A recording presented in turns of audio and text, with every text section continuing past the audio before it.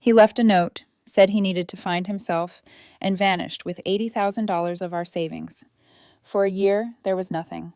Silence, no calls, no explanations. Then one morning, a text. I've had my fun. Now I'm ready to be a husband again. I didn't reply. When he showed up at my door, he saw who answered. His face went ghost white. My name is Renee Lawson, but everyone calls me Ren. I'm 50 years old, and until last year, I genuinely believed I understood the shape of my life. I thought I knew who I was. I thought I knew who my husband was. And I thought after nearly 3 decades of marriage, surprises came in smaller forms. A forgotten anniversary reservation. A bad medical result. One of the kids making a reckless decision and calling us too late at night. Not this. Not the kind of surprise that hollows out your chest and leaves you standing in your own kitchen feeling like a stranger in a house you paid for. From the outside, my life looked settled in the way people envy without saying it out loud. I owned 4 premium car wash locations that practically ran themselves. Not entirely, of course. There were always staffing issues, maintenance costs, supply orders, the occasional manager who needed reminding that hands-off owner did not mean absent fool. But overall, the business was steady. It brought in roughly $15,000 a month after expenses, and that gave me something most people spend their whole adult lives chasing. Breathing room. I could wake up slowly, check the daily numbers from my phone before I even got out of bed, decide whether I felt like driving by one of the locations, and spend the rest of the afternoon repainting a hallway, pruning the roses, or planning vacations Adrian and I always claimed we'd finally start taking properly. That was the life I thought I had built. My husband, Adrian Lawson, was the more social one between us, a real estate agent. Charming, polished, always dressed like someone might be taking his picture even if they weren't. He was good at the networking side of things, too. He knew how to shake hands, hold eye contact half a second longer than most people, and make every person in the room feel seen. I used to admire that about him. He'd come home late from broker events smelling like cologne, wine, and expensive finger food, kiss my cheek in passing, and say something like, "Long day, sweetheart, I'm exhausted," before heading upstairs to shower or answer one last client call. I never questioned it. Why would I? Trust is such a quiet habit. You don't notice how much of your life is built on it until the day it disappears. The morning he left was a Tuesday in March. Cold, gray, ordinary. The kind of morning that makes the house feel smaller because the sky outside is pressed so low against the windows. I came downstairs in my robe, hair still a mess, already thinking about coffee and whether the manager at the North location had followed up on a detergent delivery problem. Then I saw the note. It was sitting on the kitchen counter beside the coffee maker like it belonged there. Folded once. My name not even written on the outside. Inside were 7 words. I need to find myself again. Don't wait. Sorry. That was all. No explanation. No fight. No trembling confession about unhappiness. No decency. Just a cheap little note, like the end of our marriage was an errand he was too rushed to handle properly. At first, I actually thought I was misunderstanding it. I read it twice. Then 3 times. I remember hearing the refrigerator hum behind me and the ticking of the wall clock over the stove, both sounds suddenly so sharp they felt cruel. Then I noticed his car wasn't in the driveway. I went upstairs so fast I nearly slipped on the hardwood. His side of the closet was half empty. The navy suitcase we'd used for a Napa trip years ago was gone. So were his favorite watches, his leather weekender bag, the shoebox where he kept old cufflinks and spare chargers. That's when the truth changed shape. This wasn't some impulsive breakdown. He hadn't stormed out. He had packed. Carefully. Quietly. Probably while I was sleeping next to him, or folding laundry, or asking what he wanted for dinner. My hands were shaking when I opened the banking app on my phone. I can still remember the way the screen blurred for a second because I had started crying without realizing it.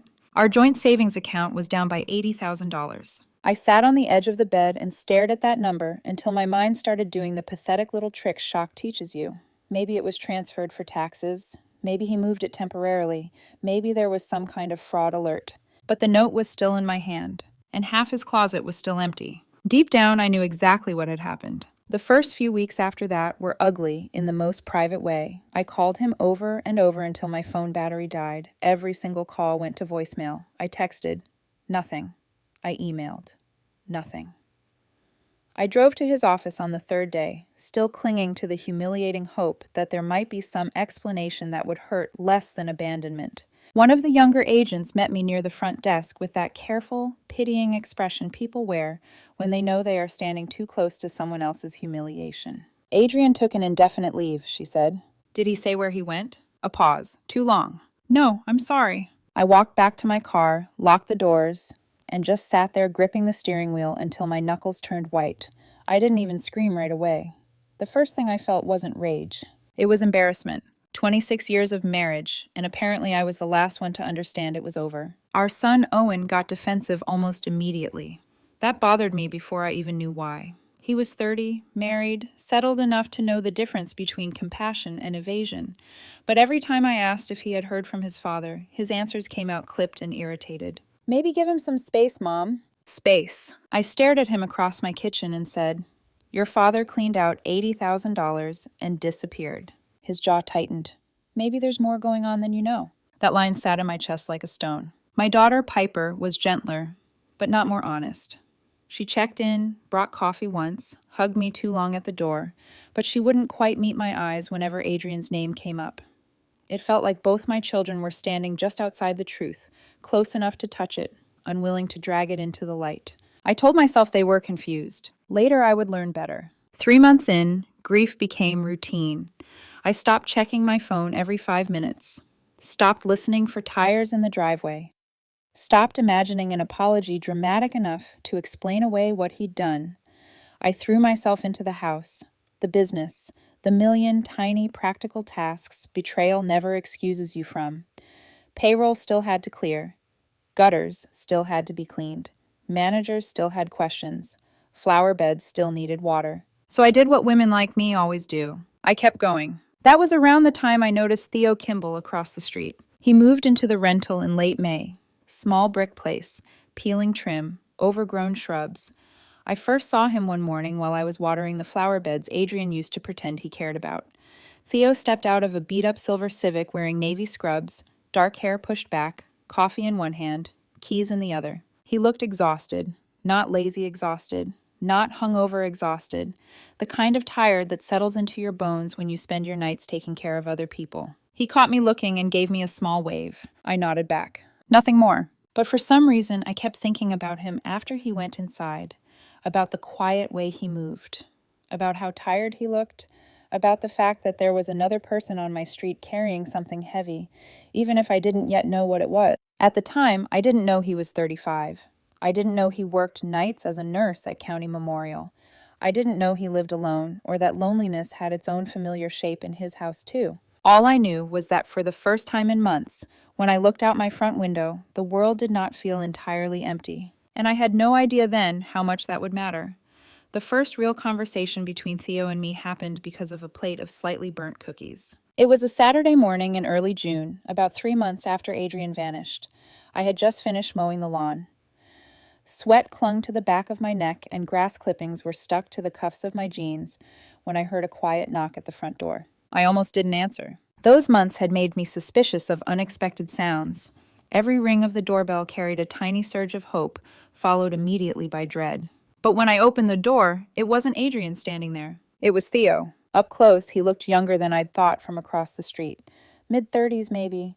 Dark hair that curled slightly at the edges like he'd run his hands through it too many times during a long shift.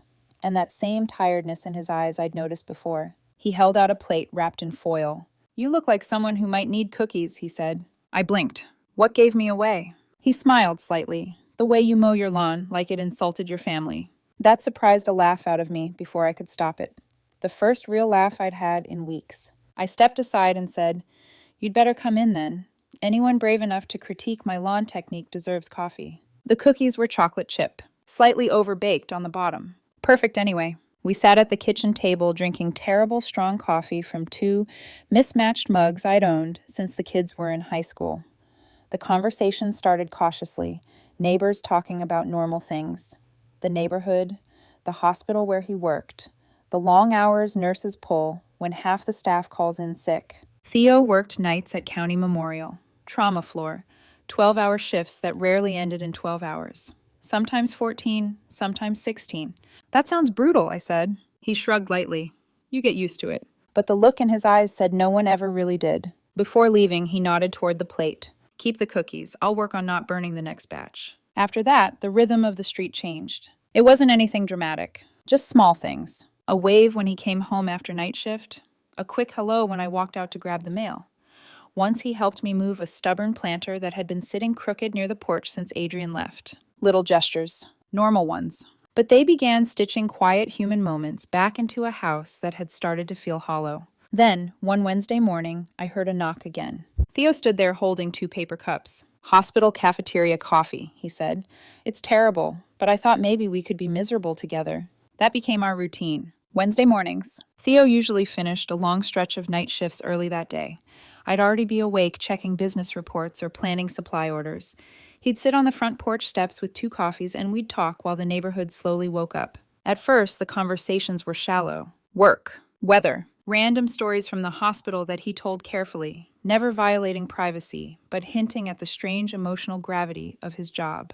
But eventually, the silence between topics grew comfortable enough that honesty slipped in. One morning, I told him about the note, about the $80,000, about the empty closet. I expected pity. Instead, Theo listened quietly, elbows resting on his knees, eyes steady. When I finished, he just nodded. That must have been brutal. No dramatic reaction, no forced sympathy, just simple acknowledgement of the truth. Strangely, that helped more than anything else anyone had said. A week later, he surprised me again. We were sitting on my porch drinking coffee when he said, almost casually, "I should probably tell you something." "What's that?" He rubbed the back of his neck. "I knew who you were before we met." I blinked. "From the hospital," he explained. "Your brother, Russ Lawson, came through the trauma floor last winter. Motorcycle accident. I helped during his recovery." My stomach dropped for a second. "You never mentioned that." He shook his head. "Didn't feel right. You were already dealing with enough. I didn't want to be the neighbor who showed up saying, 'Hey, I know your whole family history.'" That honesty hit me harder than I expected. It made our little porch conversations feel real. Not polite, not forced. Just 2 people sitting in the quiet aftermath of their own complicated lives. Summer rolled in slowly after that. The car washes did booming business once the weather warmed up. People suddenly cared about their vehicles again. My managers called less because everything was running smoothly. Financially, the year that should have destroyed me was strangely stable. Emotionally, though, something else was happening. Theo and I started spending more time together without really planning to. He'd come by with coffee. I'd send him home with leftover pasta. Sometimes we'd sit on the porch until the streetlights flickered on. Sometimes he'd fall asleep halfway through a conversation because he'd been awake for nearly 20 hours. I didn't mind. There was something comforting about his quiet presence. By late August, the lines between neighbor and something else had blurred. Theo had a toothbrush in my bathroom. I had a spare key to his house in case he locked himself out after a shift. No official conversations. No dramatic declarations. Just a quiet understanding forming between 2 people who had both learned how fragile stability could be. One evening in early September, we sat in the backyard watching the sky fade into that deep purple color summer nights sometimes settle into. Theo leaned back in the patio chair and said softly, "You know something?" "What?" "You laugh differently now." I frowned slightly. "Is that a bad thing?" "No," he said. "Just different. The first time we talked, you sounded like someone holding her breath." "And now?" He looked at me for a long moment. "Now it sounds like you're breathing again." That was the moment I realized how much had changed. Not overnight, not dramatically, just quietly. Then, almost exactly 1 year after Adrian left, my phone buzzed while Theo and I were drinking coffee in the kitchen. Unknown number. I opened the message. 7 words appeared on the screen. "I've had my fun. Now I'm ready to be a husband again." For a second, I didn't breathe. Theo noticed immediately. "What is it?" I turned the phone toward him without saying anything. He read the message. The expression on his face changed slowly. "Are you going to respond?" he asked carefully. I looked at the words again. A full year of silence. A full year of rebuilding my life piece by piece. And that was the message. I locked the screen and placed the phone on the counter. "No," I said. "There's nothing left to say." The next message came 2 hours later. I didn't even see it at first. Theo had gone home to sleep after being awake nearly 20 hours, and I was at the North Car Wash location dealing with a malfunctioning dryer fan that had started making a noise like a dying lawnmower. My phone buzzed in my pocket while I was talking with the manager. Another unknown number. Another message. "Ren, I know you're reading these. We should talk like adults." I stared at the screen for a long moment. A year. 365 days of silence. And now he wanted to talk like adults. I didn't respond. Instead, I slipped the phone back into my pocket and finished discussing maintenance schedules and detergent orders like my entire past hadn't just crawled back into my life through a text message. But Adrian wasn't finished. That night, another message arrived. Then another the next morning. By the third day, the tone had shifted from confident to pleading. I made a mistake. We've been through too much to throw everything away. The kids miss having us together. That last line stopped me cold, not because it was true, but because I suddenly understood exactly what he was doing. He wasn't apologizing. He was negotiating, using the one pressure point he assumed would still work. Family. I walked across the street that afternoon and knocked on Theo's door. He opened it wearing sweatpants and a wrinkled t-shirt, his hair still messy from sleep. "You look like something's wrong," he said immediately. I handed him my phone. He scrolled through the messages quietly. "Wow," he muttered. "Yeah." Theo leaned against the doorframe, thinking. "So what are you feeling right now?" he asked. I considered the question carefully. "A year ago," I said slowly, "I would have been desperate to hear from him. And now?" I took the phone back and locked the screen. "Now I just feel irritated." Theo smiled faintly. "That sounds like progress." But irritation wasn't the only thing bubbling under the surface. That night, I called my daughter. Piper answered on the second ring. "Hey, Mom. Have you heard from your father recently?" Silence filled the line, long enough that I knew the answer before she said anything. Maybe." I closed my eyes. "How long, Piper?" Another pause. "A few months." The words hit harder than I expected. "You knew where he was?" "I didn't know exactly where," she said quickly. "He just called sometimes." "Did Owen know too?" Another pause. "Yes." I sat down slowly at the kitchen table. "And neither of you thought to tell me." "Mom, it's complicated." "No," I said quietly. "It's actually very simple." The truth began unfolding piece by piece after that. Adrian hadn't been completely alone during the past year. Owen and Piper had both been sending him money, helping him get back on his feet, helping fund whatever life he had chosen to live after walking away from ours. When I hung up the phone, I felt something inside me finally snap into place. The betrayal wasn't just Adrian's. My own children had been protecting him. Theo came over later that evening with takeout. He took one look at my face and said, "What happened?" I told him everything. The messages, the money, the kids. Theo listened quietly while unpacking containers of noodles and dumplings on the table. When I finished, he leaned back in his chair and studied me carefully. "So what do you want to do?" I thought about it. Not emotionally, practically. Protect myself. That answer surprised even me. Theo nodded slowly. "That sounds like a smart place to start." The next morning, I called a lawyer. Barbara Chen. Her office sat in a modern glass building downtown, all clean lines and intimidating efficiency.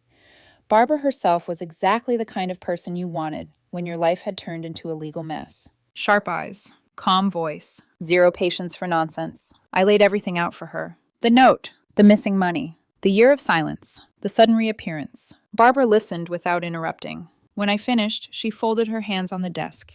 "Your husband made several serious legal mistakes Friday night," she said. "Like what?" "First, abandonment. Second, withdrawing a significant amount of joint funds without agreement. Third, a year of no contact." I blinked. "That's good for me?" "Very good for you," she said calmly. Then she leaned forward slightly. "But if he's trying to come back now, we should assume he wants something." "The house," I said immediately. "Possibly." She tapped a pen against her legal pad. "Or the business." That thought made my stomach tighten. Barbara continued. "The safest approach is preparation." "What does that mean?" "It means documenting everything." She slid a card across the desk. "A private investigator." I stared at the name printed there. "That seems extreme." "Not really," Barbara replied. "If your husband spent the last year living a different life, there will be evidence." "Evidence of what?" "Affairs, financial activity, travel, witnesses." She paused. "And the more evidence we have, the stronger your legal position becomes." I thought about Adrian's message again. "I've had my fun." The arrogance in that sentence made my skin crawl. I picked up the card. "All right." Barbara nodded once. "Good." By the time I walked out of that office, something inside me had shifted. A year ago, I had been abandoned. Now I was preparing for war. 2 weeks after the first message arrived, there was a knock on my front door. I looked through the window and felt a strange calm settle over me. Adrian Lawson stood on the porch. Perfect hair, tailored jacket, looking like the last 12 months had been a relaxing vacation. For a moment, I just watched him. No anger, no heartbreak, just distance. Then footsteps sounded behind me. Theo appeared at the top of the stairs, pulling one of my old t-shirts over his head. "Someone at the door?" he asked. I nodded toward the window. "That's him." Theo walked over and glanced outside. His eyebrows lifted slightly. Well, he said quietly. Then he looked back at me. Want me to answer it? I stepped away from the door. Yes, Theo didn't rush. That was the first thing I noticed. He didn't storm down the stairs like someone preparing for a confrontation. He didn't puff his chest out or ask me a dozen questions about what I wanted him to say. Instead, he moved calmly, the way he did everything, like a man used to walking into hospital rooms where panic didn't help anyone. He paused beside me in the hallway. You sure? He asked softly. I nodded. Yes. Theo reached for the door handle and opened it. For a brief second, everything outside felt strangely quiet. Adrian stood on the porch, wearing a charcoal jacket and dark jeans, one hand resting casually on the railing like he owned the place. His hair was perfectly styled, his posture relaxed, and for a moment it was almost surreal how normal he looked. Like a man arriving for dinner. Not a man who had vanished for a year with $80,000. But the moment Theo stepped into view, Adrian's expression shifted. Not dramatically, just a flicker, a brief confusion. Can I help you? Theo asked calmly. Adrian blinked once. I'm here to see Renee. Theo didn't move. She's not interested in talking. That confidence seemed to irritate Adrian immediately. His eyes flicked past Theo's shoulder, scanning the hallway behind him. Ren, he called out casually, as if the last 12 months hadn't happened. Come on, let's not do this through a stranger. I was standing just out of sight in the hallway, and I didn't move. Adrian's gaze dropped slightly as he took a step closer to the doorway. That's when he noticed. Adrian's eyes flicked past Theo's shoulder and landed on me. One hand rested unconsciously over my stomach. The loose fabric of my shirt curved around the swell of it. 5 months. That's how far along I was. We'd found out only 3 weeks earlier. The doctor had shown us the ultrasound while Theo held my hand so tightly my fingers went numb. It had been the most unexpected moment of my life. At 50 years old, I hadn't imagined becoming a mother again. But there it was, a tiny heartbeat on a monitor, a future I hadn't planned. And now that future was standing in my doorway wearing my old shirt. Adrian's eyes dropped to Theo's stomach, then snapped back up again. The color drained from his face so quickly it looked like someone had flipped a switch. What? He stammered. Theo didn't flinch. I'm Theo, he said calmly. You should leave. Adrian looked past him again, finally spotting me standing in the hallway. Ren, he said, his voice suddenly tight. What is this? For a moment I just studied him. The man I had spent 26 years with. The man who had disappeared without a conversation. The man who thought he could return with a text message and resume the life he abandoned. And I realized something strange. I didn't feel angry. I didn't feel heartbroken. Mostly I felt nothing. I stepped back further into the hallway. I don't want to talk, I said. Theo gently began closing the door. Adrian's hand shot forward to stop it. Ren, wait. Theo's voice stayed calm. Don't. Adrian hesitated. Something in Theo's tone must have registered because his hand slowly dropped away from the door. For a long moment, no one spoke. Then Theo shut the door. The sound of the latch clicking into place felt louder than it should have. Through the window beside the door, I watched Adrian stand on the porch, looking stunned. He stayed there for nearly 30 seconds. Then he turned and walked down the steps toward his car. His movements were slower now, unsteady, like someone who had just realized the past didn't belong to him anymore. Behind me, Theo exhaled slowly. Well, he said quietly. That went better than I expected. I leaned against the wall, suddenly exhausted. You okay? He asked. I nodded. I think so. He studied my face carefully. You didn't look angry. I'm not. Not even a little? I thought about it, then shook my head. I already mourned that marriage, I said softly. I just didn't realize it at the time. 2 days later, my son Owen showed up. Not alone. His wife Melissa stood beside him in the driveway, arms folded tightly across her chest. I knew the look on Owen's face before he even opened his mouth. Confrontation. Mom, he said sharply as I stepped outside. We need to talk. I crossed my arms calmly. About what? About the man living in your house. His name is Theo. Owen ignored that. You replaced Dad. The accusation landed harder than I expected. He left, I said. He needed space, Owen shot back. I stared at him. He took $80,000 and disappeared for a year. Melissa stepped forward then. Legally, that money was marital property. I looked at her slowly. And legally, abandoning your spouse for a year tends to complicate those claims. Owen's face tightened. You got pregnant with some random guy 6 months after Dad left. Theo had stepped outside behind me at that point. He didn't say anything. He simply stood there quietly. I turned back to Owen. This is my house, I said. Your father walked away from it. He made a mistake. No, I replied calmly. He made a decision. Owen's voice rose. He's trying to fix things. I studied my son's face carefully. You've been sending him money. Owen froze. That told me everything. Melissa's expression shifted too. How did you? Piper told me. The silence that followed stretched painfully. Then I said something that made Owen's expression drain of color. I hired a private investigator. His eyes widened. What? If your father spent the past year building a new life somewhere else, I continued quietly, we're going to find out exactly what that looked like. Owen stared at me like he was seeing someone unfamiliar. Then he turned abruptly and walked back to his car. Melissa followed without another word. The driveway was quiet again. Theo gently rested a hand on my shoulder. You all right? I nodded slowly. But later that evening, my phone buzzed. It was Piper. Mom, she said softly when I answered. Can we meet for coffee tomorrow? Her voice sounded different, heavy, like she was finally ready to say something she had been holding back for a long time. And somehow I already knew whatever she was about to tell me would change everything. The coffee shop Piper chose sat on the corner of Maple and 3rd, the kind of quiet neighborhood place with mismatched chairs, soft music, and baristas who remembered regular customers' orders. I arrived 10 minutes early, not because I was eager, because waiting at home felt worse. Piper walked in a few minutes later, wearing a loose sweater and the same nervous expression she used to have as a teenager when she was about to confess something she knew I wouldn't like. She hugged me tightly, too tightly. Hi, Mom. Hi. We sat across from each other with 2 cups of coffee steaming between us. For a while, neither of us spoke. Finally, Piper took a slow breath. I owe you an apology. I didn't interrupt. You asked if Owen and I had been helping Dad, she continued, and the answer is yes. The honesty didn't surprise me anymore, but hearing it still hurt. How long? I asked quietly. Almost the whole year. I nodded once. That's what I thought. She stared down at her coffee. At first, he said he just needed help getting settled somewhere new, that he was going through a hard time and didn't want to drag you into it. And you believe that? I wanted to, she said softly. Her eyes finally lifted to meet mine. But there's something else. My chest tightened. What? Piper hesitated. Then she said, Dad didn't plan to come back right away. I leaned back in the chair. What does that mean? He was traveling, she said carefully. Vegas, Miami, Cabo, stuff like that. Using my money. Our money. But that wasn't the part that hurt the most. Piper swallowed hard. One night he called me after he'd been drinking.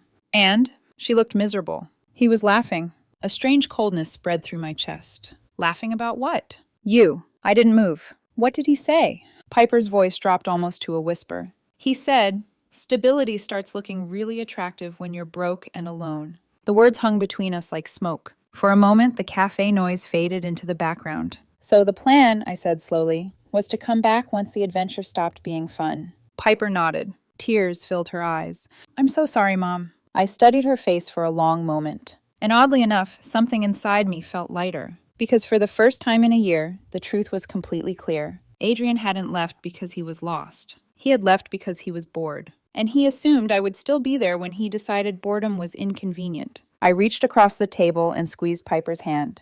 Thank you for telling me. You're not mad. I'm disappointed, I said gently, but I'm also relieved. She frowned slightly. Relieved? Yes. Why? Because now I know exactly who your father is. That clarity carried into February. That's when the court date arrived. The courtroom was smaller than I expected.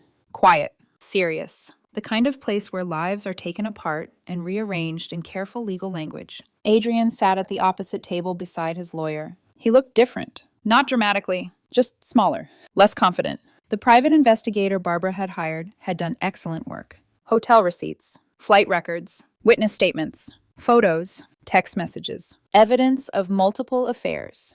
During the year, he had been finding himself. Barbara presented everything calmly and methodically. Adrian's lawyer objected more than once, but none of it stuck. When the judge reviewed the timeline, the facts were painfully simple. Abandonment, unauthorized withdrawal of joint funds, extramarital relationships. After a short recess, the judge delivered the ruling. The divorce was granted on grounds of abandonment and adultery. I retained full ownership of the house and the car wash business. Adrian received 15% of marital assets, minus the $80,000 he had already taken. Retirement accounts remained mine. It wasn't revenge. It was accountability. When we walked out of the courthouse, Theo was waiting in the hallway. He took my hand immediately. You okay? He asked. I nodded. I feel like I just stepped out of a cage. He smiled. Good.